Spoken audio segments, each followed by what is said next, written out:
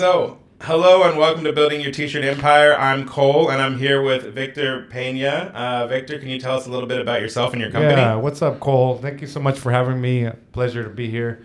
You said, my name's Victor Pena. I'm the CEO and founder of Omniprint International. And, we empower business owners globally to thrive with print on demand. And, specifically, we manufacture direct-to-garment printers here in Irvine, California. And we have about 90 team members now. We have an office in Mexico and Korea and one in Florida. So been in the business about 16, 17 years. And my passion now is how do I help these creators grow and thrive with all things T-shirts and print on demand. Yeah, that's amazing. I mean, for us, print on demand has been like a nightmare that we never really figured out. I mean, for us, it was easier to just kind of land a volume order and stay on the screen printing side of it. We have DTG, but we haven't quite figured out a way to feel profitable. What do you think is the key when you're buying equipment, but also software to manage a true on-demand little print farm? Oh yeah, so that's a huge thing, right? That's a crazy loaded question, which I'm ready to take. And you have 5 seconds. I have 5 seconds, yeah. If you're wrong, the show's over. Yeah, exactly. I think my background's engineering, right? Right. It's never been people. As a matter of fact, it's something that me being out and being on stages and stuff like that is more difficult, right? But I want to do it because it's empowering people. And I originally got into print on demand and direct to garment because I was doing tech stuff in the hotel industry. And there, if you guys ever been into a hotel where you had to pay for the Wi-Fi or you had to pay downstairs for a printer per page. Yeah. So I was involved in creating that technology. So you're welcome if you're paid $3 a sheet. Right.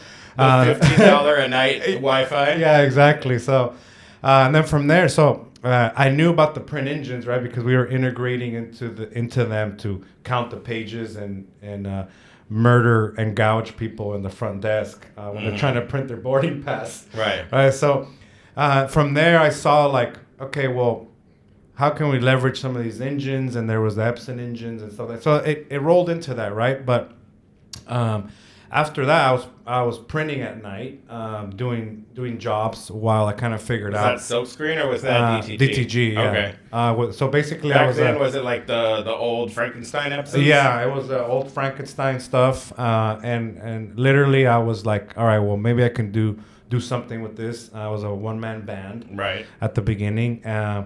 And at night, I would get high on my own supply and print with my own machines and right. stuff like that, and I'd be like, oh shit, this sucks, So I came from it from a different approach, right? And I kind of saw, okay, well, if I'm a regular person getting into this, the traditional equipment manufacturers, they've been around for over 100 years. Yeah, right.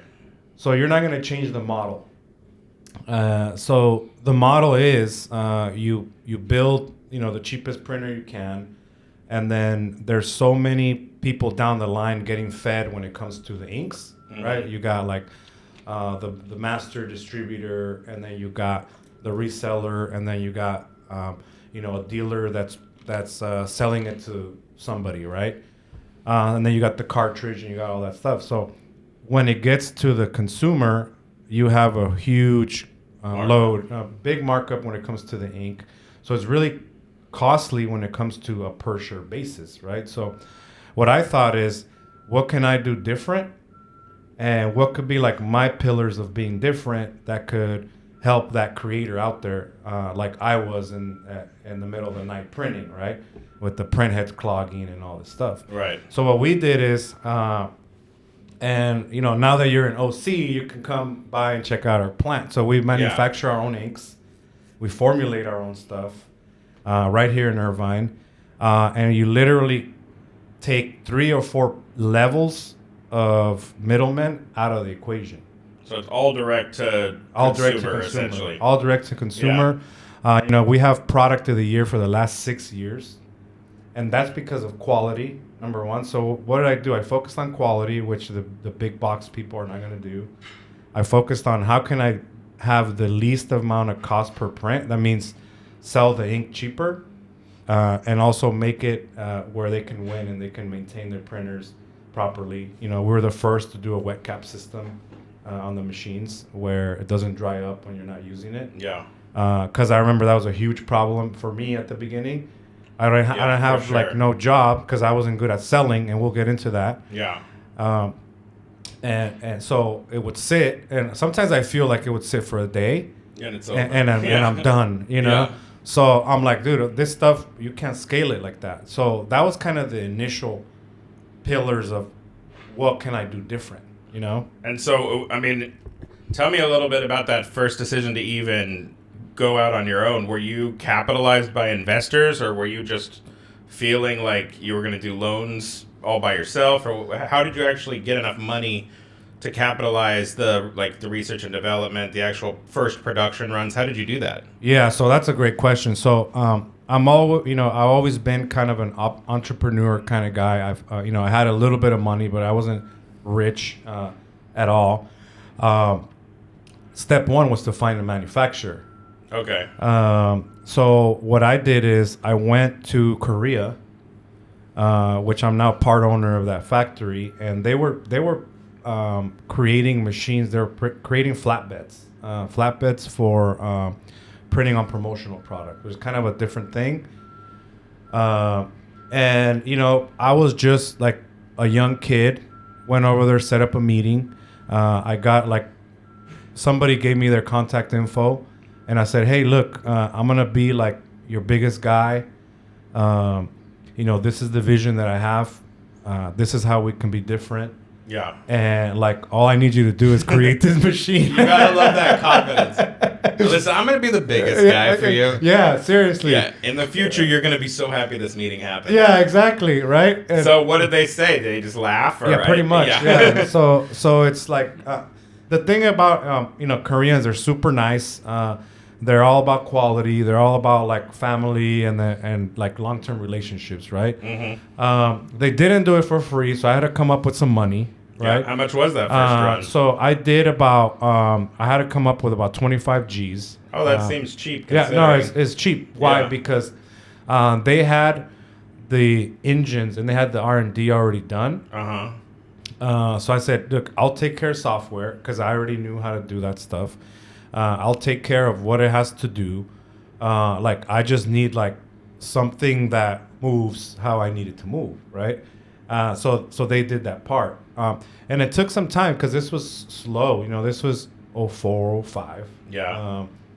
I didn't have to worry about white ink yet because nobody had it. So it's just CMYK just on light colors or white? Yep. That's what it was at the beginning. Then the only player that had ink back in the day that was anything was DuPont. So I reached out to them. And I'm like, hey, I'm going to be the biggest guy. How about you set up a relationship? And I was, it was more of can I just, let me get some samples. Yeah. So I could see if it'll work through here, right? Right.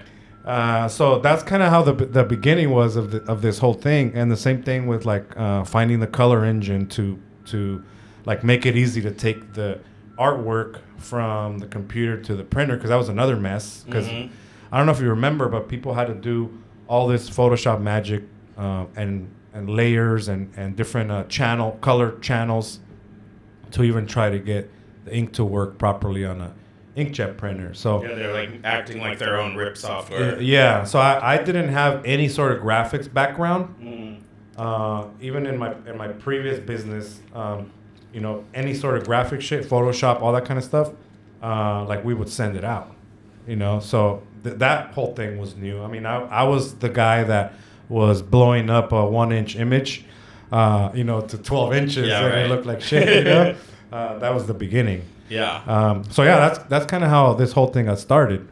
So, I mean, fast forward to today, I mean, obviously you were right to think that print on demand would be where you'd want to invest your money. what are you seeing now in the industry where you're competing with? I mean, the big guns like a Cornette, they're selling a $500,000 machine. Obviously, you're not going in that direction where you're doing like massively expensive equipment. What is your kind of vision for how people can grow with your machines? Well, actually, I'm super pumped right now because we actually have a machine for every single stage of somebody's business, right? Okay. So right now, we're just releasing a DTF printer for people to start off if they can't get into DTG yet. We have a What's printer. the price range on these? So this one is about 12,000. Okay. And then we have a DTG printer at 15 and another one at 25. So those take on like the Epsons and the Brothers. Yep. Yeah. And then we have the new i2 that we just released. That took me 5 years to develop. And that's 36,000. What's the big differentiator there between that and the $15,000 level? Yeah, so basically you have your speed. This is about a minute print. Okay. One pass. On a dark? On a dark. Great. Yep. And this is 16 by 20 print area using our color engine and our inks. So the inks pop. It's bright, good quality, 4800 DPI. And so this kind of helps people that the reason we did it is you either get multiple smaller machines, Right. or your next jump was like a Cornette, Right. or our Cheetah that's 250 grand. Yeah. So we needed something that gives somebody more speed, but that could actually fit into your print shop if it was a smaller place, right? So that's where the i2 lands. Also, the cost per print. What your options are right now, a GTX or Epson, the 3070, which is like 50 grand. But where you're really taking it is in the ink. Right. It's brutal. It's brutal. So what I decided to do is, okay, well, how do we compete? Obviously, I think engineering-wise, our products are better, because they're just built way different. They're not mass built. But I don't have a way to be like, hey, I'm gonna give away the machine, and then kill them on the ink, right? Because it doesn't work with the mission. So if my mission is to empower business owners to grow, then I need to create a cost per print that is low. Right. So not only do we hammer like the software to give me the least amount of ink with the best image, we also lower the price of the inks to where your cost per print is half of anywhere that you can find it, right? And that's difficult right now. We actually lowered our cost of supplies. Yeah, that's big. 20% like last week for everything that we sell. And that's when our raws, everything's going up. All our resins and our pigments and everything's nuts. And even the shipping is nuts. But we're like, you know what? Fuck it, let's go the other direction. And how are you seeing people in the industry respond to that kind of aggressive tactic? Does it feel like people understand it, or what? Is there any pushback or negatives to it? I've not seen any negatives. I mean, I've seen people like just last Wednesday we did a whole YouTube live that we do. Every Wednesday we do a creators live for our customers, and anyone that wants to learn. Every single Wednesday, 2 p.m. If somebody wants to come in. And it's about how do we help you grow. We did an announcement there. We had a veteran in there in his print shop, and he started crying because we're helping them make more money, right? So I haven't seen any negative stuff. You might see negative stuff from the competition, but I don't give a shit. Yeah, right. I don't think about the competition really when I make decisions. It's more about that person in the shop or at home. Right. Succeeding. Or that mama too that's like making 50 G's a month on Etsy, printing like it's wine o'clock shirts, and she's that's killing not a bad it. move. No, it's not. It's not. So we have like different range in these kind of customers, and that's kind of what fires me up to like create more stuff. So I mean, you're talking about empowering the creator. What is it that you're seeing out of your customers that are thriving the most as far as like marketing and getting sales? Because one of the saddest things I ever saw was this guy. I went to his shop. He had 10 plus, maybe a dozen DTGs. He had it like a print farm style, and he had it because of one influencer, and that influencer, who I guess was a little moody, just dropped him like overnight. So after building up this entire infrastructure and all this like basically debt that he had built out, one customer was gone and he had no idea how to fill those machines. Yeah, that's so nuts. what do you, I mean, obviously you're selling machines, but how do you think people can then sell their services and stand out in a world where they're competing with just like custom ink? Yeah. So check this out. One of the things that we do a lot different, like I'm the only CEO on YouTube with the level of company that we have in machines and our customers, inspiring people to learn and educate them on sales, marketing. I mean, we've done like huge boot camps with Damon John, Grant Cardone, Jesse Itzler to help people with sales, right? So because the machine is not going to dial the phone. And one of the things that I saw, the most successful companies, even with maintenance or even with winning, they actually sell shit. Yeah. The ones that don't are super neggy and they don't even like maintain their machines, right? So what did we do? We have like sessions with customers that are winning, and we do about once a week. We have a whole bunch of episodes that are on YouTube, and they're called Creators One-on-Ones, and we're asking them, hey, so what are you doing? What are you doing to be successful? And over time, I'm like gathering all this information, and the reality is everybody's got to have two main things, right? What's your reliable like marketing system for leads? And then number two, what's your reliable selling system to close them? All right. And your product might vary, right? Your product might be, I'm doing print on demand for others. Right. Or I created my own clothing line. And that's what I sell, or I create a couple clothing lines or several, and I just print my own stuff. Yeah. So depending on what your business model is, you have to create flow. And what do you think, what are some of the tools that the best people are using? Are they just relying on social media and a MailChimp account, or is there a tool that you keep seeing over and over that it's really like working for that kind of like sales funnel? Yeah. So I take it from my own experience, right? So if you look at our stuff, we're everywhere.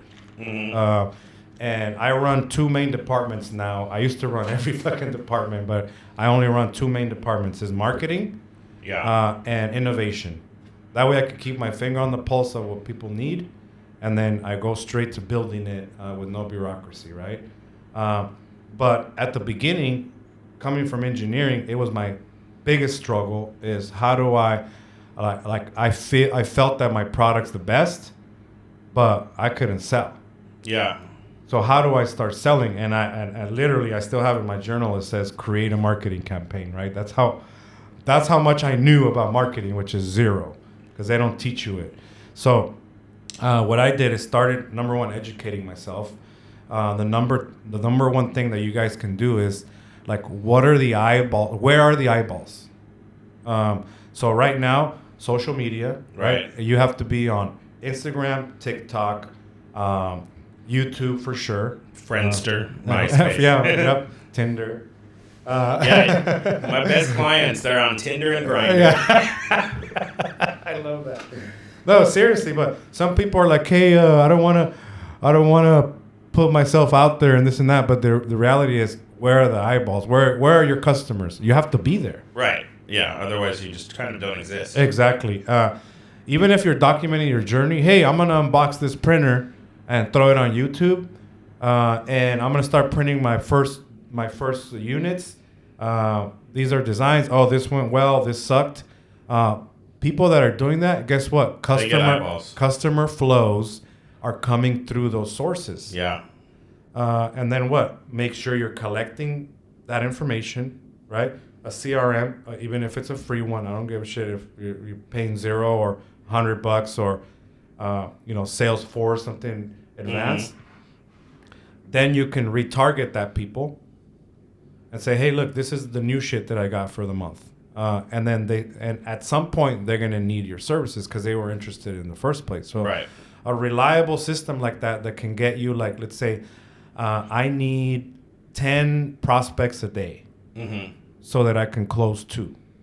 I mean, do you think that advertising when someone's small is worth the money, or would you just say focus everything on social media, even hire someone to help you with it, but that's going to get you further than the actual ads? Yeah, so I want to be super careful with ads, and we actually have a free whole marketing boot camp. If you want to link it somewhere, I don't know.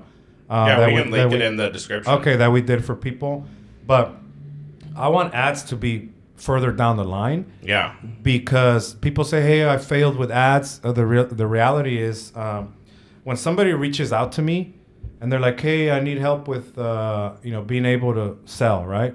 You know what I do right away? I go to their Instagram, and then I try to buy some shit from them. Yeah. And if it's a nightmare. And dude, 99% of the time, the page is not set up.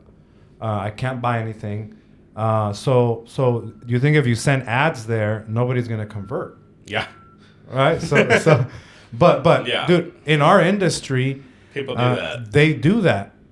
Yeah. And I'm working. I have my friend's cousin's niece is setting up my page. And it took already 4 years. Yeah. Right. Guess what? They're not doing shit, and they're not gonna finish it. Yeah. So focus on, like, can you make it easy for somebody to buy from you? Step 1, and then you tell them about it. And set up all your social.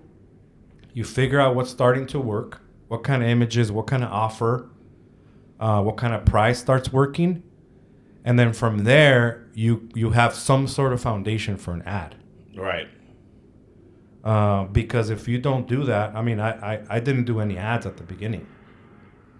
But I did know how to mass blast, a shit ton of people on email. Yeah, I mean, there was a weird time back, like 2014, where like a Facebook ad that you could get for cents would get you a click that would get you a sale.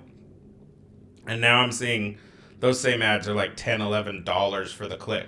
Yep. So it's just a totally different environment. Like back in the day, we would print, but our main dude who did this country brand called Cute and Country, he would run ads, and he'd drop $10,000 in ads, and we would be sitting there with $100,000 in sales, and we're like, dude, turn the ads off. Like, exactly. We have to print them. Now you got to process. Now, if he were to do that, he would actually lose money on every click. So it's like, okay, we can't sell cheap T-shirts anymore the same way we used to.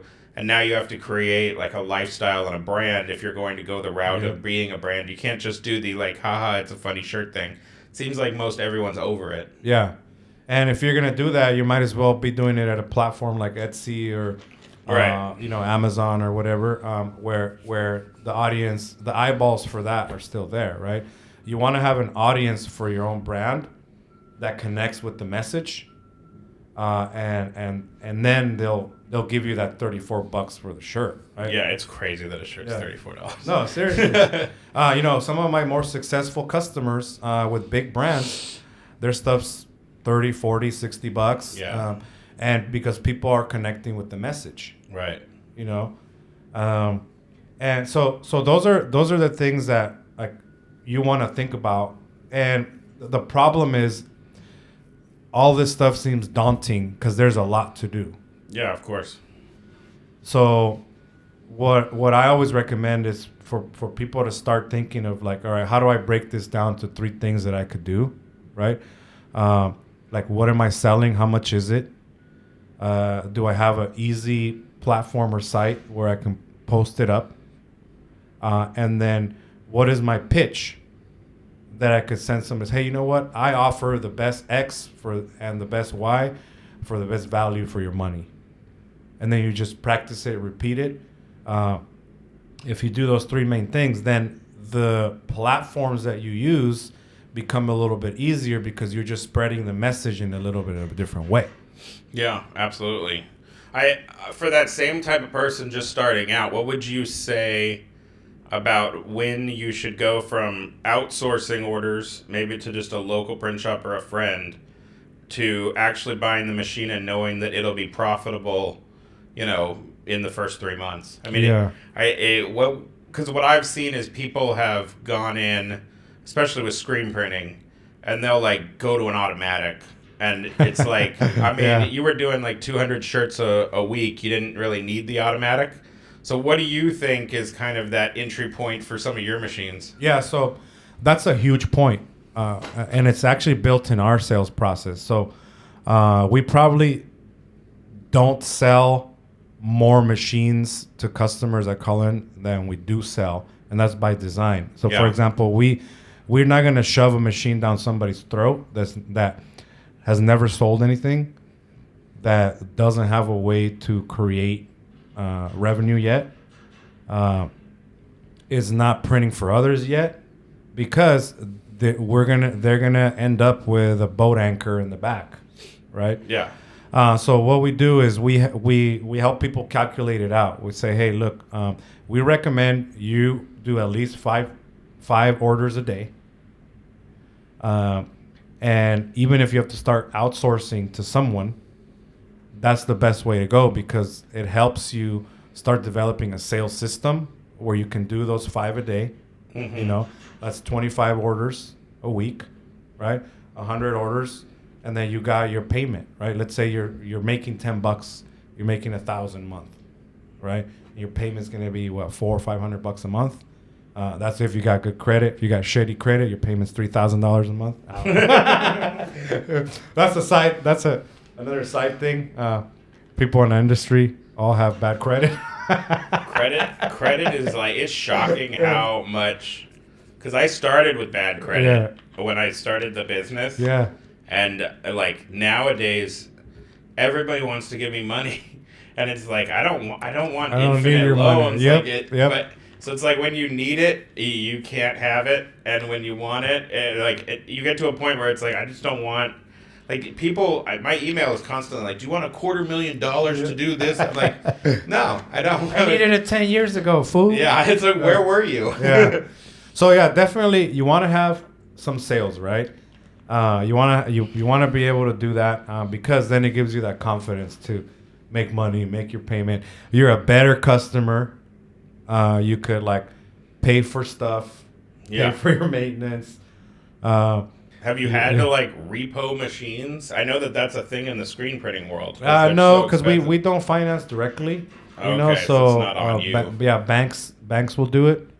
Probably, there's a fail rate on any business, anything that people do. The reality is, why is that? People give up too soon. My first 10 years were garbage. Right. It's more like putting money into something that you think later down the line will pay out. Right. But people think, especially right now, where they see a Lambo on Instagram, they're like, "Damn, I should get a Lambo tomorrow." And because this 16-year-old kid got it because he's an amazing, I don't know, fucking crypto investor or whatever, right? Yeah. So. Or renting it. Yeah, or renting it, right? But the thing is, it's like all that stuff leads you to have no patience. Mm-hmm. And so what happens is you're like, man, it's been a year. Where are my millions? If only it was that easy. Right? Dude, it's not easy. So people gotta have patience. They gotta set targets, for the year, and then make sure that there's a system of customers coming in. Yeah. If you don't do that, your foundation's kind of messed up. Yeah, for sure. Tell me a little bit about like your web to print flow software, and then also how you integrate that to shipping. Because what we would do is we would get 900 orders in a weekend, and we would have no idea how to efficiently process individual DTGs. Like we knew how to print 900 of the same thing, but when it was 900 of unique art and stuff, it gets crazy. Dude, that's nuts. So let me tell you the backstory. So I was doing I was going into shops. I always been going into shops to see like how they're doing, how they're using the stuff and all that. And then I would see like the same thing. Excel sheets, Yes. USB drives everywhere. Right. Fucking highlighters and pens, and then people that are frantic because they printed the wrong shit on the wrong image. They already shipped it, and it was always a mess. I'm like, all right. And my software or my background's more software too. So I'm like, okay, well, there's got to be something I could like relabel and resell that could help people with this problem. Mm-hmm. So I was looking at stuff. I reached out to people that had like the front end designers back in the day and all that, but nobody actually efficiently took the order from a front end website through your like blank selection, payment, uploading the image, high quality, and then through your production floor out to shipping. There's nothing. Right. You always have to Frankenstein everything together. Yep. People would use like ShipStation to Shopify. Back then Shopify wasn't big. ShipStation didn't exist. So ShipStation was like UPS World Ship, and then you're the ShipStation that you're typing in the address. So that's how it was.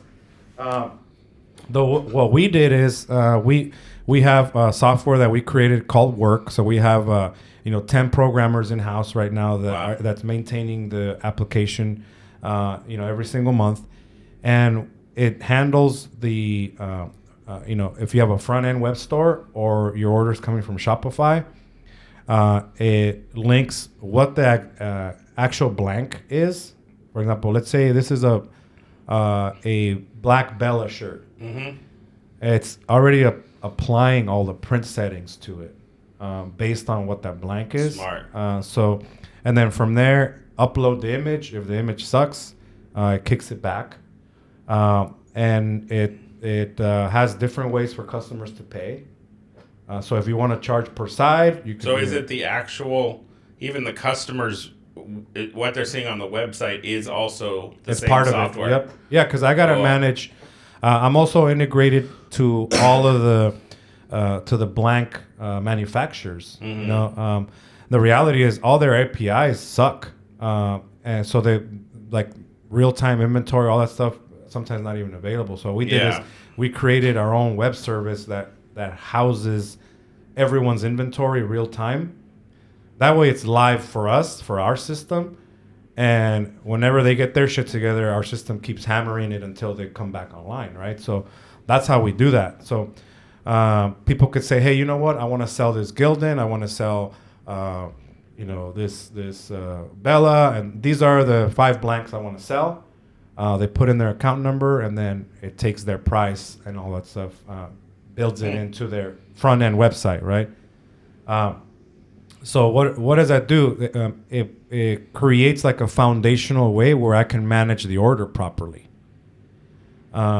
Because if you don't do that, then I don't know what print settings to use. I don't know what size my printer prints, which all that's calculated in there. Yeah. We even force people to figure out, hey, you know what? A lot of people don't know their pricing. They get phone calls and they're pricing the different shit to different customers every single day. So confusing. So in the system, hey, you got to choose. What do I charge for a black shirt? What do I charge for a white shirt? Do I charge per side? Do I charge per square inch? Like, set your pricing, people, right? Is that system only for your machines? So, or is it available separately as like a monthly payment? Yeah, so right now it's for all of our machines. It's integrated into our machines for free. No, it's a monthly subscription based on your order volume and which features of the system you need. But I told you about the mission, right? To empower business owners to grow, and recently we're expanding to other machines. Because there's been a demand for it. Nobody's fully integrated into other machines, completely. So we're gonna expand it. So we're gonna open it up. So when you scan the barcode on the printer, it will print the image for that customer for that job, and it'll send the job to the printer, print it, and it'll tell your and you can do this system. even with your cheaper machines, like your $15,000 ones. Yep. Yeah. I might have to look at these things. Yeah, you gotta look at it. Yep. Yeah, you gotta look at it. When you come for a tour, I'll show you how the whole thing works. Also, with that same barcode, you scan it in your shipping area. So we have a shipping terminal that's linked to your UPS account, FedEx, and USPS. We integrate it into those directly. And you scan the barcode, and it prints your shipping label. Cool. And who are some of the bigger print shops using that system? So we have like some of our streetwear brand print shops like Marzuno, Under Armour's. Oh, wow.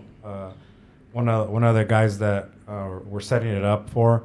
We're right now doing Damon John's print on demand shift for the brand Fubu. Jeez. And that comes, So we do some of these special and deals. They don't have any issues with the DTG print quality versus like a mass produced screen. No, print? I mean, even if you look at our stuff, it's just great quality. Is that one of your machines? Yeah. Yep. Yeah. How old do you think that print is? Dude, this is a beat down from the floor up. This is about 4 or 5 years old. Oh wow. Yeah, it's still real bright for that old.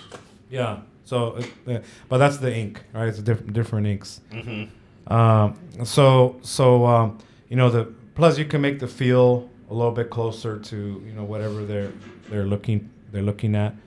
But yeah, I mean, the majority of our customers are like 1 or 2 machine customers, right?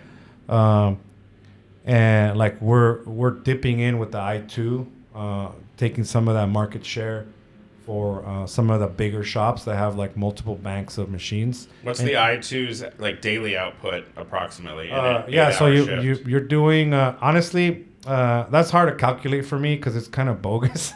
Yeah, I guess. Yeah, because for example, the print. Everybody says, "Oh, this machine can do 10,000 prints an hour," right? But the operators like, yeah, right. You're gonna max them out. You're gonna max them out, at 50 so prints an hour. Like a little less than 1 a minute. Yeah, or it's like 1 a minute. Yeah, 1 a minute, and then you gotta be like, "Hey, you gotta be doing 1 a minute, bro." Yeah. So that's why it's better to have like multiple units with multiple operators. If you're in an area where staff is cheaper. Mm-hmm. The other thing is, we have our Cheetah, which we also develop. It's $250,000, so half of the price of the Cornette, 35-second print, 1 operator. Is that an inline pre-treat though, or? No. So you're still having a completely separate pre-treat option. Yep, you pre-treat separately. Is that because of patents, or why not have it inline? No, it's not necessarily patents. I mean, they have a process patent. We have like a different reason. Like honestly, I don't like technically the chemical in there. Oh, okay. It just jams up the electronics. And if you go to any of the users, it is what it is. They're replacing printheads like crazy. Even electronics, salt kills it. And even the latest formulas. So it's not ideal. And plus, if you look at it, you're spending time in the machine pre-treating when it could be printing.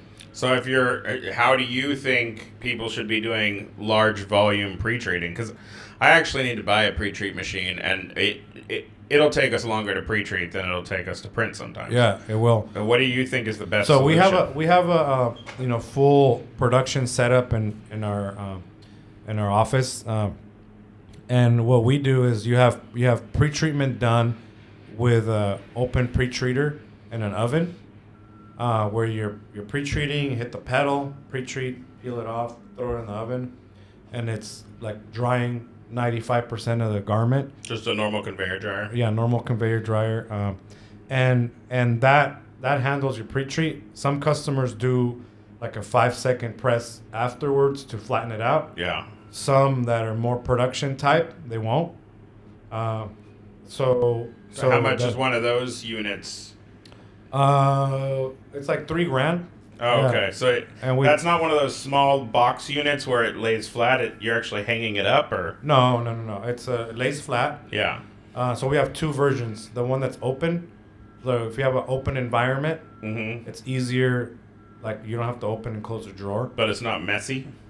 No, it's not messy. Oh, okay. Yeah. So you don't end up with it on your floor or anything? Yeah, no. Okay.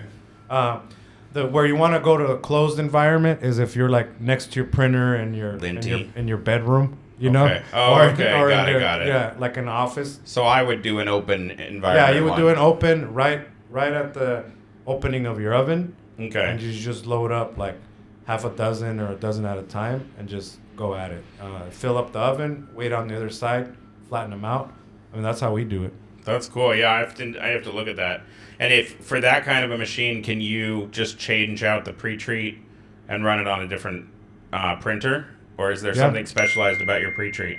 Yeah, so we have great pre-treat, which we also make here, by the way.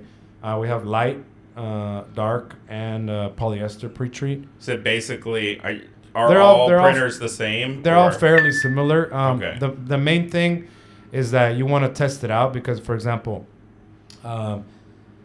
we create the pre-treat like with the same formulation as the inks, right? So the resins match. Mm-hmm. So so when you have a universal pre-treat, the resin doesn't match the ink's resin, right? So you could it might work or it might just wash off, right? So that's why you gotta check it out and make sure that it works. But they're mostly like chemically they're very similar. Okay. Yeah, I could literally just buy that from you today. Yeah, there you go. I need it anyway. Yeah. See, there was a reason you had to come down. I love it, man. Well, we've been going on for a little while, so anything you want to wrap up with? Anything you want to help promote? Yeah. So that's a good question, right? So we if it doesn't really matter which phase of the business you are as a creator, right? Like plug into our YouTube, right? At Omniprint International, or at Omniprint International on Instagram. We're always promoting more education than anything else. We're doing live events all the time. We bring in great speakers, marketing, sales, mindset. Equipment's like 25% of it. Yeah, right. And I mean, that's what I learned in my journey, right? So invest in education, invest in your trainings, right? Plug in with companies that care about the success instead of jabbing you for supplies for the rest of your life. And you'll be successful, right? That's kind of what our mission is now, to make sure people are successful. And just plug in and check out what other successful people are doing to win. That's really cool. Yeah, it was really great meeting you and kind of learning about your business. It seems like you guys have got a lot going on, so I'm going to definitely have to swing by and see it all in person. Oh, yeah, for sure. You'll be blown away. I started from a little office half the size of this. So what's the new square footage? It's about 40,000 square feet there. Yeah. Not too bad. All right. Not too shabby, right? Well, thanks so much for coming on. Yeah, thank you for having me, Cole. I really appreciate it.